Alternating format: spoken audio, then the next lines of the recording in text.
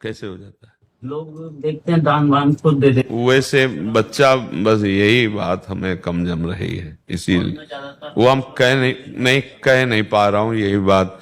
अगर तुम बच्चा लेबरी करके पैसा कमा के और फिर अपना खाते हुए साइकिल से जाते, बहुत तुम गृहस्थ होकर बच्चा, फिर वो अंधा बटे पड़ा चबाए वाली बात सुनाओ। एक अंधा एक दुकान में गया, वहां मूंज की रस्सी बटी जाती थी, तो उससे और कुछ देखने वाली काम तो हो नहीं सकती, बटना आता था। तो कहा कि 1 रुपया 1 हाथ रस्सी।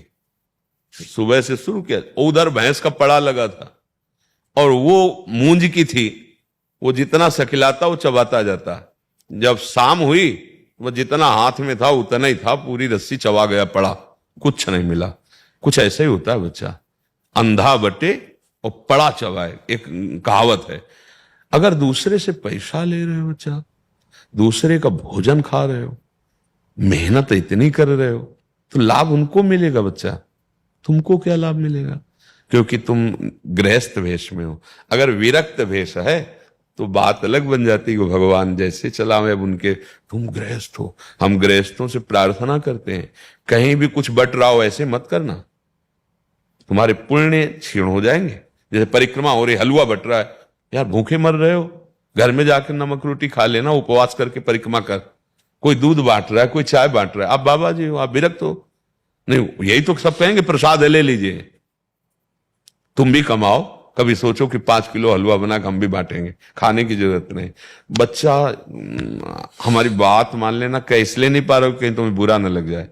ये बच्चा लाभ मिलने के कम चांस हैं इसमें। जो आपकी सेवा करेगा वो आपको अंधा बटा और पड़ा चबा गया। किसी का भी अपनी मेहनत करके फिर जो करते और किसी से मतलब ना रखते, तो बहुत बड़ी उपलब्धि हो जाएगी, 12 ज्योतिर्लिंग। अब बचा ये दान पुण्य की बात, तो तुम इस वेश में थोड़ा कम ठीक है। मार्ग है ना, प्रवृत्ति और निवृत्ति मार्ग। जैसे गृहस्थ आप जन हो, किसी आश्रम में जाओ, भोजन मिल जाए तो आप चाहे 50 रुपया दो, वहां दे दो चुपचाप। फ्री भोजन मत लो, फ्री सेवा मत लो, तो आप आए हो पुण्य प्राप्त करने के लिए, आपको प्राप्त हो जाएगा।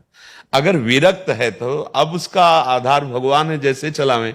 आप लोग गृहस्थ हैं, तो गृहस्थ वेश में बच्चा हो तो मुझे लगता है इसका सुधार कर लो। तो बड़ी मेहनत बड़ी कर रहे हो, अब बताना पड़ेगा ना आपको, हम 12 ज्योतिर्लिंग साइकिल से चल रहे हैं।